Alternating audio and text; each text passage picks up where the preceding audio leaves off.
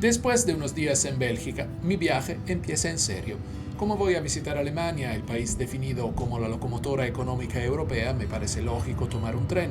Mi primera parada es Hamburgo, pero antes quiero mostrarte algo que muchos no conocen de la ciudad hanseática, su campo de concentración. Durante la época nazi fue el más grande del norte del país y fue testigo de algunos horrores que la gente empieza a olvidar, pero sobre todo fue testigo de la banalidad del mal. Estamos en Hamburgo, una ciudad con una historia compleja y marcada por eventos importantes. Hoy les voy a llevar al campo de Neuengamme, un lugar donde se cometieron crímenes atroces durante el nazismo. Para llegar, tomaremos el metro hacia la estación de Bergedorf, un trayecto de unos 20 minutos. Desde allí, un autobús nos llevará al campo. Bergedorf está en una zona suroriental de la ciudad. No muy lejos está Neuengamme, hoy un pequeño pueblo burgués donde viven profesionales. Es menos costoso que otras localidades porque su nombre todavía está asociado con el horror nazi. Sin embargo, con el paso del tiempo, esos recuerdos se desvanecen y de hecho, en estos años los precios inmobiliarios han subido.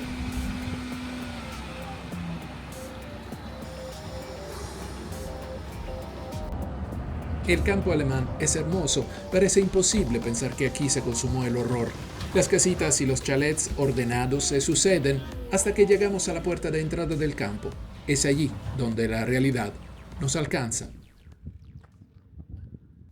Una de las cosas más difíciles de comprender sobre la historia de los campos de concentración es cómo las personas que vivían al lado podían continuar con sus vidas mientras ocurrían atrocidades a pocos metros. Imagina estar en tu casa, cocinar, cuidar a tu familia, mientras sabes que del otro lado del muro están pasando cosas que no se pueden ni describir. Esto es algo que la película The Zone of Interest refleja de forma brutal. Nos muestra cómo la familia de un comandante nazi en Auschwitz llevaba una vida normal, mientras afuera las cámaras de gas operaban sin descanso. Dentro de su casa celebraban cenas, cuidaban su jardín y todo seguía como si nada pasara. Es una contradicción tan perturbadora como real.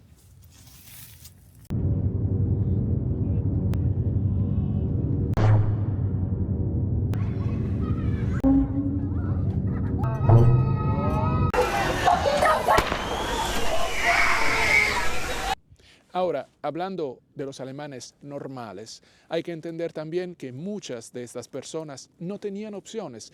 Hablar o actuar podía costarles la vida. Otros simplemente eligieron mirar hacia otro lado porque no querían enfrentar esa realidad. Es un tema complejo, lleno de matices, pero que nos hace reflexionar sobre cómo el miedo y la indiferencia pueden llevar a una sociedad entera a guardar silencio. Lo impresionante es que después de la guerra, Alemania hizo un esfuerzo enorme por enfrentar este pasado. No fue inmediato ni sencillo, pero hoy es uno de los países que más ha trabajado para recordar y enseñar sobre esta parte de la historia. Memoriales como Neuengamme son un recordatorio de que incluso en los momentos más oscuros siempre podemos aprender a cambiar. Lo que vamos a visitar no es solo un campo de concentración, es también un espacio de memoria para no olvidar el sufrimiento que se vivió aquí. Neuengamme era un campo de concentración, no uno de exterminio como Auschwitz. ¿Cuál es la diferencia? En los campos de exterminio, el objetivo era matar a las personas de forma rápida y masiva. En los campos de concentración, el objetivo era explotar a los prisioneros al máximo hasta que sus cuerpos ya no resistieran.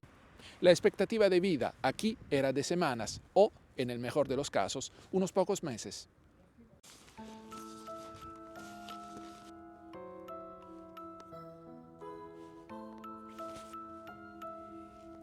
En el memorial de Neuengamme hay un vagón de tren que nos ayuda a imaginar el horror que vivieron los prisioneros.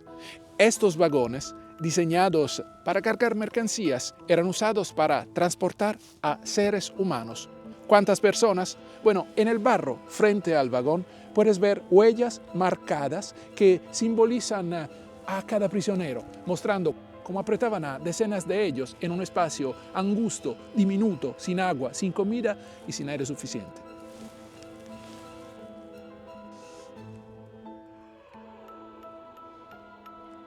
Y cerca del vagón hay piedras como esta. Bueno, piedras pequeñas, colocadas como homenaje a los prisioneros judíos que pasaron por aquí. Estas piedras son un símbolo de recuerdo, respeto en la tradición judía. Es imposible no sentir el peso que representa este vagón.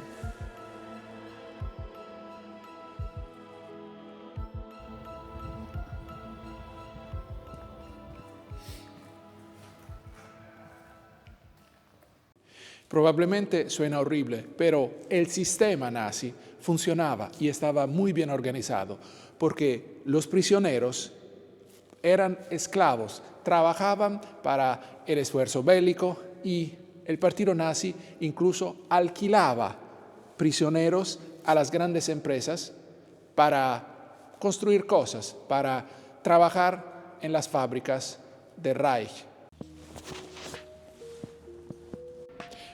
Hoy en día los crematorium, es decir, los hornos donde los nazis incineraban a los prisioneros, a los cuerpos de los prisioneros muertos, ya no existen. Pero imagínate, 24 horas al día ver este humo que salía de las chimeneas y saber que eran cuerpos de prisioneros incinerados. Y aquí, imagínate, estaban las barracas, donde vivían miles y miles de prisioneros que cada día salían para ir a trabajar. A medida que los aliados avanzaban en abril de 1945, los nazis intentaron borrar las evidencias de sus crímenes. Organizaron lo que se conoce como marchas de la muerte, trasladando a prisioneros de otros campos hacia Neuengamme. Muchos no sobrevivieron al camino debido al hambre, el frío y los maltratos. Aquellos que llegaban eran ejecutados y sus cuerpos incinerados o enterrados en fosas comunes. Estas marchas finales fueron un intento desesperado de ocultar la barbarie. Uno de los episodios más impactantes relacionados con Neuengamme fue el hundimiento del Cap Arcona. El 3 de mayo de 1945, miles de prisioneros fueron subidos a barcos en el mar Báltico, como parte de un plan de evacuación nazi.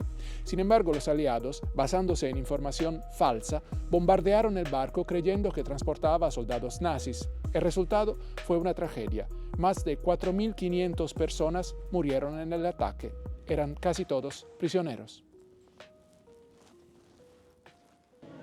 Neuengamme no estaba solo, era el campo central de un sistema que incluía más de 85 Außenlager o subcampos repartidos por el norte de Alemania. Estos subcampos proveían mano de obra esclava para fábricas, construcción y otras tareas. Las condiciones en ellos eran igual de brutales y muchos prisioneros morían por agotamiento, enfermedades o abusos.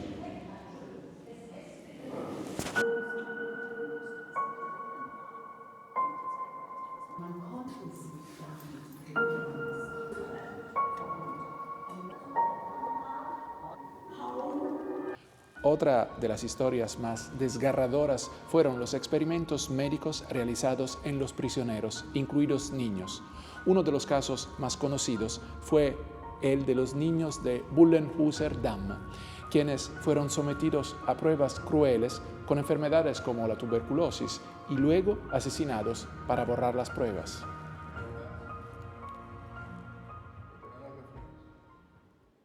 Dentro del campo existía un término que los prisioneros temían, Muselmänner. Era un término que describía a prisioneros que estaban tan debilitados, tanto física como mentalmente, que apenas podían moverse o reaccionar. Estaban, como decían ellos mismos, esperando la muerte.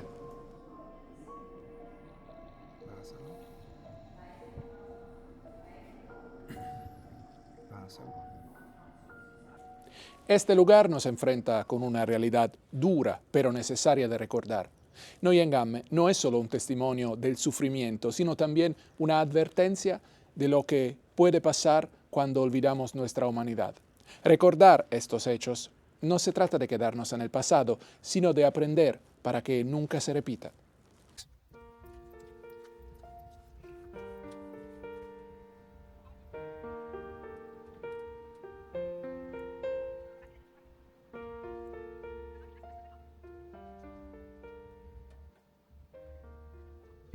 A pesar de la crueldad de las cosas que hemos visto, lo que yo personalmente considero horrible, incluso más horrible, es que probablemente lo mismo está pasando ahora en muchos países del mundo donde hay dictaduras y sistemas totalitarios.